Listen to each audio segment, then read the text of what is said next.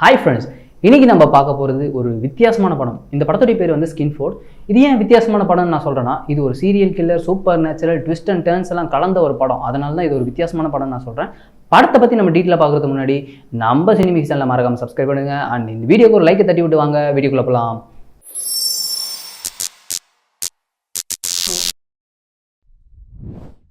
இந்த படத்துடைய ஸ்டார்டிங் சீனில் பார்த்தீங்கன்னா, ஒரு ஆள் வந்து கோட் போட்டுட்ருக்கான். அந்த ஆள் வந்து ஒரு ஆளை கடத்திட்டு போகிறான்.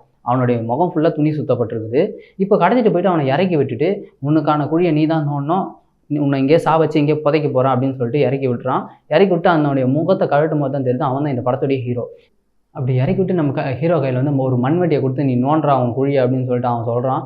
இல்லை நான் நோண்ட மாட்டேன்னு இவன் மறுக்க அந்த கோட் போட்ட ஆள் வந்து கன் எடுத்து நீட்டுறான். இப்போ நீ நோண்டியா இல்லை உன்னை சுடுவா அப்படின்னு சொல்ல, சரி நான் நோண்ட ஆரம்பிக்கிறேன்னு சொல்லிட்டு நோண்ட ஆரம்பிப்பான். இப்போ கட் பண்ணால் 3 நாளைக்கு முன்னாடி ஃப்ளாஷ்பேக்காக காட்டுறாங்க. அப்போ ஃப்ளாஷ்பேக்கில் வந்து ஹீரோவும் ஹீரோடைய ஃப்ரெண்டும் பேசிகிட்டு இருக்கும்போது, ஹீரோடைய ஃப்ரெண்ட் வந்து ஒரு ட்ரக்கை வந்து ஒரு இடத்துல போய் கொண்டு போய் விட்டால் நம்மளுக்கு காசு தரோம், அது ஆளுக்கு பாதி ஷேர் பண்ணிக்கலாம் அப்படின்னு சொல்ல நம்ம ஹீரோக்கும் பணம் ஆசையில் சரி பண்ணலான்னு சொல்லிட்டு இவங்களும் ஒரு ட்ரக் எடுத்து போயிட்டு அங்கே விடுறாங்க. ஹீரோடைய ஃப்ரெண்டு மட்டும் குடோனுக்குள்ளே போகிறான். போயிட்டு வெளியே வருவான்னு பார்த்தா வேற ஒரு ஆள் வந்து அந்த ட்ரக் எடுத்துகிட்டு போயிடறான். அப்போ நம்ம ஹீரோ வந்து என் ஃப்ரெண்டு எங்கடா, காசு எங்கடான்னு கேட்க, அப்போ தான் இந்த கோட் போட்ட ஆள் இருக்கான் பார்த்தீங்களா, காரில் வந்து இவனை கடத்திட்டு வந்து அடித்து அதெல்லாம் பண்ணிவிட்டு இங்கே இடத்துல வந்து நிற்க வச்சுக்கிறான். இப்போ ப்ரெசென்ட்டை காட்டுறாங்க. ப்ரெசென்ட்டில் வந்து நம்ம ஹீரோ வந்து அந்த மண்வெட்டி வச்சு அந்த குழியை நோண்டிட்டு இருக்கும்போது அவன் கண்ணில் வந்து ஒரு கை தெரியுது. அந்த கை வந்து அசையுது. அதை பார்த்து பயந்துட்டு இந்த கோட் போட்ட ஆளுக்கிட்ட சொல்கிறான், இங்கே ஒரு கை அசையுது பாருங்கள் வாங்கன்னா, என்னடா கதை விட்ற. அங்கேருந்து அவன் கன் எடுத்து பட்டுன்னு சொல்கிறான். ஆனால் நம்ம ஹீரோ மேலே ஒரு காயம் கூட படல. கீழே பார்த்தா அந்த கை வந்து அவனுடைய காலை பிடிக்குது. அப்போ அந்த கோட்டு போட்ட ஆளை கிட்ட இருக்கிற கன்னை வந்து நம்ம ஹீரோ கையில் இருக்குது. அந்த கன் எடுத்து நம்ம ஹீரோ வந்து அந்த கோட் போட்ட ஆளை சொல்கிறான். ஹீரோக்கு மட்டும் ஏன் எந்த ஒரு காயம் இல்லைன்னு சொல்லிட்டு நம்மலாம் ஆச்சரியமாக பார்ப்போம். அந்த டைம் பார்த்தீங்கன்னா அந்த பள்ளத்துலேருந்து ஒரு பொண்ணு வருவா உயிரோட. அந்த மண்ணுக்குள்ளேருந்து ஏஞ்சி வர பொண்ணு தான் இந்த படத்தோடைய ஹீரோயின் வந்து அந்த பள்ளத்துலேருந்து ஏஞ்சி போகிறா. இருமா இதம்மா சாவி, காரில் போகலாம், இருமா நான் எங்கே ட்ராப் பண்ண சொல்லுமா, நான் ட்ராப் பண்ணுறேன் அப்படின்னு இவங்க கேட்க, அவள் போயிட்டு நேராக காரில் போய் ஏறி உக்காந்துப்பான். நம்ம ஹீரோவும் உள்ளே போய் உக்காந்துப்பான். இப்போது இவங்களை சுட்டான் பார்த்தீங்களா, அவன் வந்து அந்த இடத்த விட்டு எஸ்கேப் ஆகிருப்பான் அந்த குண்டாடி போட்டதோட. இப்போ அந்த காரில் பாம்பு இருந்திருக்கும். அந்த பாம்பை வந்து அவன் பிளாஸ்ட் பண்ணி விட்டுறான். கார் வெடிச்சிருது. என்னடா ஹீரோயின்னு சொல்கிற, ஸ்டார்டிங்கில் பிளாஸ்ட் ஆகி செத்துட்டாங்களா? அங்கே தான் ட்விஸ்ட்டு. அவங்க 2 பேருமே சாகலை. அதுக்கு பதில் அவங்க ட்ரெஸ்ஸு மட்டும்தான் எரிஞ்சிருக்குது. இவங்க அந்த இடத்த விட்டு எஸ்கேப் ஆகிடுறாங்க. என்னடா இது நம்மளுக்கு எதுவுமே ஆகலைன்னு இவன் ஆச்சரியமாக பார்ப்பான்.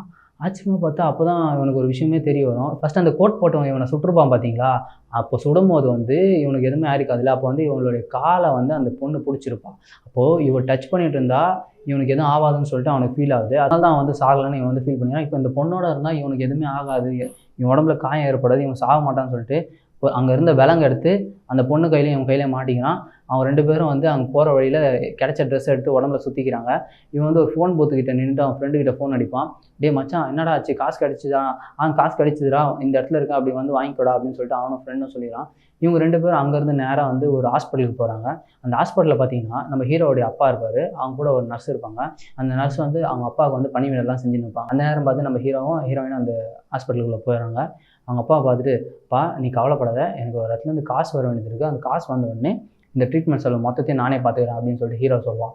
சரின்னு சொல்லிட்டு 2 பேரும் அந்த இடத்த விட்டு வெளியே வந்துடுவாங்க. ஒரு கார் வந்து நேராக இவங்களை இடிச்ச உடனே இறங்கி போய் பார்த்தா அவங்களுக்கு ஒன்றா இருக்காது. அந்த கார்லேருந்து இறங்கி வந்தவன், இப்போ நடந்த ஆக்சிடெண்ட்டில் உங்கள் உயிர் பிழைக்கிறதே கஷ்டம், நீங்கள் எப்படி காயம் இல்லாமல் இங்கே நிற்கிறீங்க அப்படின்னு சொல்லி ஆச்சரியமாக கேட்டுட்டு இருக்கும்போது, திடீர்னு ஒரு கார் வந்து அந்த கேட்டுட்டு இருக்கான் பார்த்தீங்களா, அவன் மேலே ஏற்றிடுது. அவனும் இறந்துடுறான். அந்த ஏற்றின காருக்குள்ளே இருந்த ஆள் வந்து, என் பாஸ் உன்னை உடனே பார்க்கணும், நீ உடனே கிளம்பி வா அப்படின்னு சொல்லிட்டு இவங்க சொல்கிறான். கட் பண்ணால் அங்கே வந்து அந்த பாஸை காட்டுறாங்க. அந்த பாஸ் வந்து ஒருத்தங்கிட்ட அந்த ட்ரக்கை பற்றி விசாரிச்சுருப்பான்.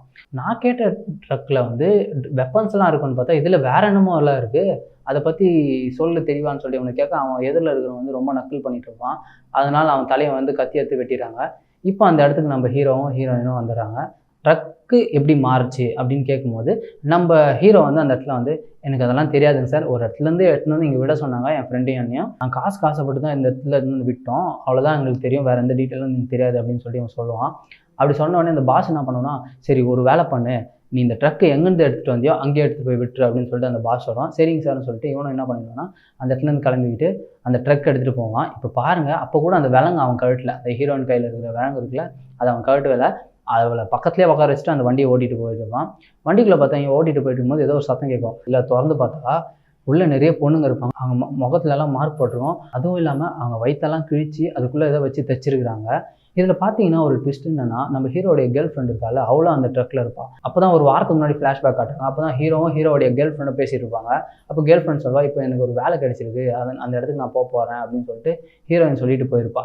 அதே மாதிரி மறுநாள் இவனும் வந்து இந்த மாதிரி எனக்கும் ஒரு வேலை கிடைச்சிருக்கு, அதுலேயும் பெரிய அமௌண்ட் வருதுன்னு சொல்லிட்டு இவனும் வந்து அந்த ட்ரக் எடுக்கிற வேலைக்கு போயிருப்பான். இப்போது அவளை பார்த்து இவன் ஆச்சரியமாக கேட்க, நீ என்னடி இங்கே பண்ணுறேன்னா இந்த மாதிரி இந்த விஷயத்தெல்லாம் அவள் சொல்கிறா. இந்த மாதிரி எங்களை ஏமாற்றி இந்த மாதிரி கூப்பிட்டு போயிட்டு வயிற்றில் கிழிச்சு ஏதோ உள்ளே வச்சு தைச்சிருக்காங்க அப்படின்னு அவன் சொல்ல, அங்கே இருக்கிறவங்க எல்லாருமே அப்படி தான் சொல்லி ஏமாற்றிருக்காங்க. அப்போது அதுலேருந்து ஒரு பொண்ணு வந்து ஒரு பயங்கரமான வழியில் துடிச்சிருப்பா. அப்போ நம்ம ஹீரோ வந்து நம்ம ஹீரோயினை பார்த்து, உன்னால் தான் குணப்படுத்த முடியலை, அவளை குணப்படுத்தினா, இல்லை இதெல்லாம் என்னால் பண்ண முடியாது, அவளை ஹாஸ்பிட்டலுக்கு தான் கூப்பிட்டு போய் ஆகணும்னு சொல்லிட்டு அந்த ட்ரக் எடுத்துகிட்டு ஹாஸ்பிட்டலுக்கு போகலான்னு சொல்லிட்டு அவங்க எல்லாருமே கிளம்புவாங்க. அப்படி கிளம்பும்போது அதுலேருந்து ஒரு பொண்ணு மட்டும் எஸ்கேப் ஆகிட்டு ஒரு பங்களா முன்னாடி போய் நின்றுட்டு என்னை காப்பாற்றுங்கன்னு சொல்லிட்டு சொல்லுவாள். அந்த பங்களா டோர் ஓப்பன் ஆகுது. உள்ளே போனால், சரி உன்னை காப்பாற்றலாம், ஆனால் அதுக்கு முன்னாடி ஒரு கேம் ஆடணுமே அப்படின்னு சொல்லிட்டு அங்கே இருக்கிற ஒரு குரலை மட்டும் நம்மளுக்கு கேட்கும்.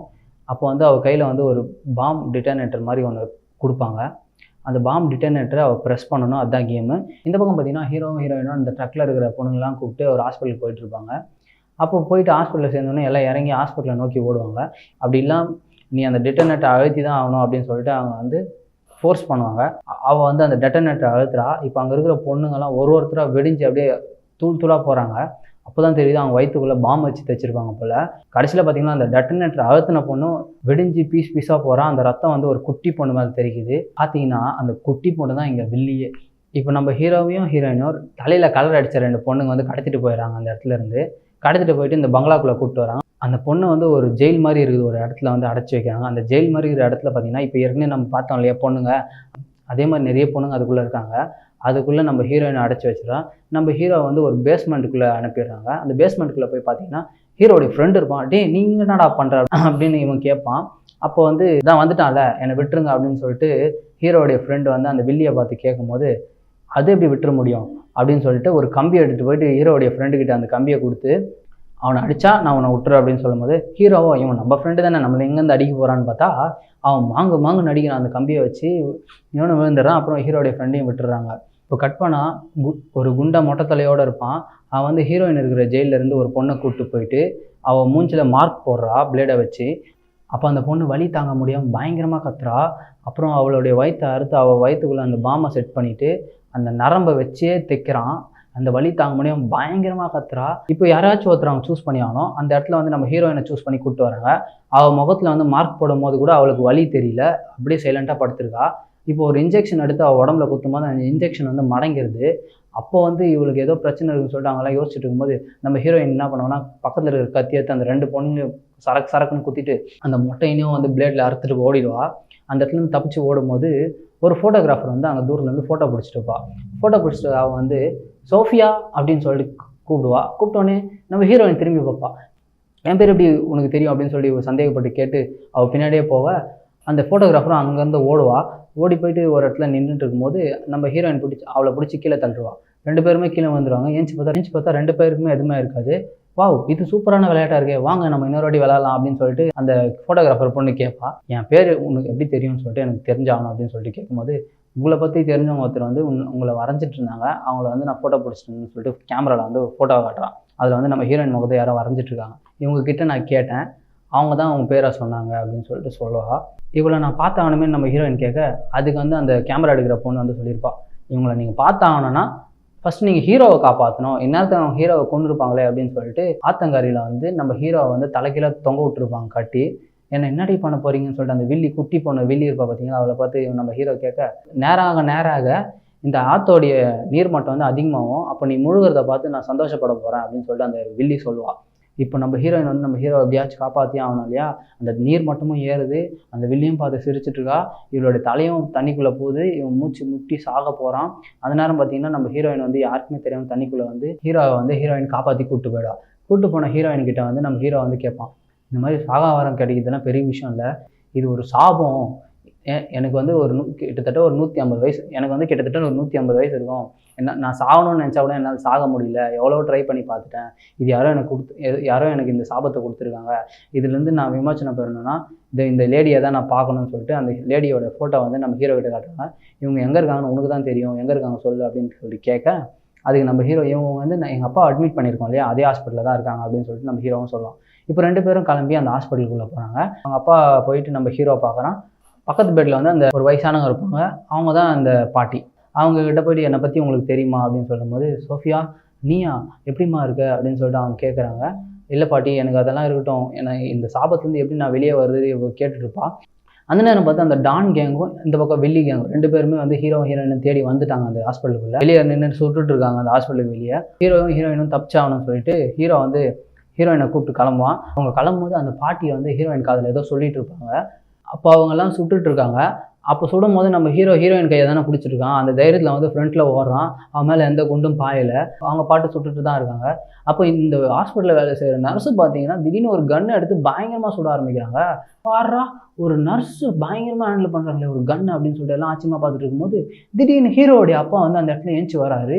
ஏஞ்சி வந்து அவங்க ஃப்ரண்ட்டில் நிற்கிறாரு. பா லூசாப்பா, நீ சுட்டு போகிறாங்க, உள்ளே போப்பான்னு அந்த ஹீரோ சொல்ல அவன் பாட்டு நேரம் நடந்து வந்துட்டே இருக்கிறான். அவங்க எல்லாம் சுடுறதை நிப்பாட்டிட்டாங்க.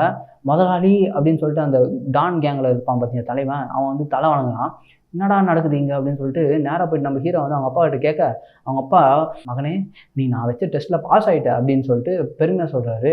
அதுவும் இல்லாமல் அந்த 2 பேரும் சுட்டு தள்ளிடுறாரு. இல்லை என் பையனை அப்படி பயமுறுத்துவீங்க அப்படின்னு சொல்லிட்டு அப்படி சுட்டு தள்ளின உடனே ஹீரோ வந்து என்னப்பா சொல்கிற, எந்த டெஸ்ட்டு என்ன நடக்குதுங்க, அவன் உன்னை முதலாளின்றான், என்னப்பா நடக்குதுங்க அப்படின்னு சொல்லி கேட்க, உங்கள் உடம்புல ஒரு டிஎன்ஏ இருக்குது, அந்த டிஎன்ஏ வச்சு இந்த சாகாவரம் பெற்றவங்களை கண்டுபிடிக்க முடியும், அது கண்டுபிடிக்க முடியுதான்னு நான் ஒரு டெஸ்ட் பண்ணேன், இதோ கண்டுபிடிச்சிட்டேன் அப்படின்னு சொல்லிட்டு ஹீரோடைய அப்பா சொல்ல, பையன் கூட பார்க்காம என் உயிரோட விளையாடிருக்க அப்படின்னு சொல்லிட்டு நீ எனக்கு அப்பனும் இல்லை நான் உனக்கு புள்ளியும் இல்லைன்னு சொல்லிட்டு விட்டு அவங்க 2 பேரும் எஸ்கேப் ஆகிறாங்க. அப்போது ஹீரோயின் கிட்டே அவன் கேட்குறான், இதம்மா இந்த பாட்டிக்கிட்ட எப்படி அந்த சாபத்துலேருந்து விடுபடுறதுன்னு கேட்டல, அது எப்படிமா அப்படின்னு சொல்லிட்டு கேட்க, அதுக்குள்ளே தான் நீ வலிச்சுன்னு வந்துட்டியாடா, சண்டையில் அந்த பாட்டி இறந்துட்டாங்க, இப்போ நான் என்ன பண்ணுறது எனக்கு ஒன்றுமே புரியல அப்படின்னு அந்த இடத்துல கட் பண்ணுறாங்க.